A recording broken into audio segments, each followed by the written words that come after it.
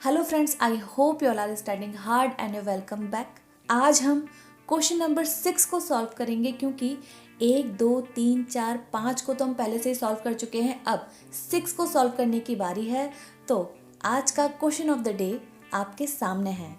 सवाल है, तान किसे कहते हैं? स्वरों को ताल रहित बजाना, स्थाई के स्वरों को प्रदर्शित करने वाला स्वर समूह, स्वरों का आरोहात्मक प्रयोग या फिर स्वरों का क्रमबद्ध ताल सहित अलंकारिक प्रयोग।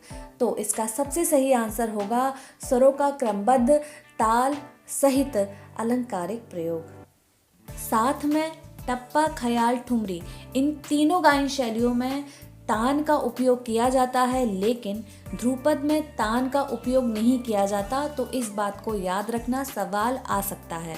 तान की डेफिनेशन पता लग गई है तो अब आलाप की भी डेफिनेशन पता होनी चाहिए। एलिमेंट्स रिवील्स नेचर ऑफ राग, यानी कुछ ऐसी स्वर संगतियां, क्रमबद्ध स्वर संगतियां जो कि राग के स्वरूप को दर्शाती हैं, उसे आलाप कहते हैं। तान जान लिया, आलाप जान लिया, तो अब अनुनाद को भी जान लेते हैं क्योंकि इससे भी प्रीवियसली बहुत कुछ पूछा जा चुका है। तो अनुनाद किसको कहते हैं? जब कोई वस्तु किसी बाहरी स्रोत से प्रेरित होकर खुद कंपित होने लगती है। कंपित क्या होता है? तो मैंने आपको प्रीवियसली भी वीडियोस में बताया है कि जब वस्तु अपनी समान स्थिति में है, उसके बाद जब उसमें बदलाव होता है और उस बदलाव के बाद जब वो दोबारा से अपनी समान स्थिति में आ जाता है, तो उसके बीच के ड्यूरेशन को कंपन कहते हैं। इसके लिए मैंने आपको बोला भी था कि आपके घर में अगर कोई तार वाद्य है तो आप उस तार को छेड़ के देखो। तो पहले से जैसे तार, जब आप उसको छेड़ोगे तो उसकी पहले की स्थिति और कुछ समय बाद की स्थिति के बीच की जो स्थिति होती है ना, उसे कंपन कहते हैं। यानी कि जब तक वो हिलता रहेगा उस दौरान जो है वो कंपन हो रहा है।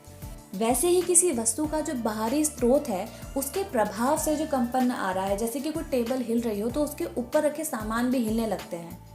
तो कुछ इसी तरीके का, जैसे हम कोई स्वर लेते हैं, उस स्वर के प्रभाव से जो कंपन निकलेगा उसे अनुनाद कहेंगे। एग्जाम में एज इट इज ही पूछ लेते हैं कि बाहरी स्रोत से प्रेरित होकर जब कुछ कंपन आ रहा है तो उसे क्या कहेंगे, तो बता देना अनुनाद है। नेक्स्ट विदारी, तो विदारी भी जान लेते हैं कि आखिर विदारी किसको कहते हैं। तो गीत के छोटे छोटे जो खंड होते हैं ना, उसको विदारी कहते हैं। नेक्स्ट मुख चाल और पद चाल। सो मुख चाल और पद चाल किसको कहते हैं? तो जब डांस कर रहे होते हैं ना, नृत्य के दौरान जब फेशियल एक्सप्रेशंस बदलते हैं, चेहरे के हाव भाव बदलते हैं, तो उसको कहते हैं मुख चाल। और जब स्टेप्स करने के दौरान हमारे कदम जो है आगे पीछे बढ़ते हैं तो उसे कहते हैं पद चाल। एक तरीके से body movements.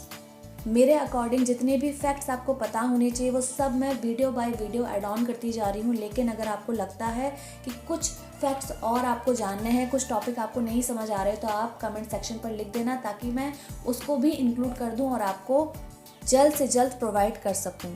I wish this help you and do not forget to join me for regular studies.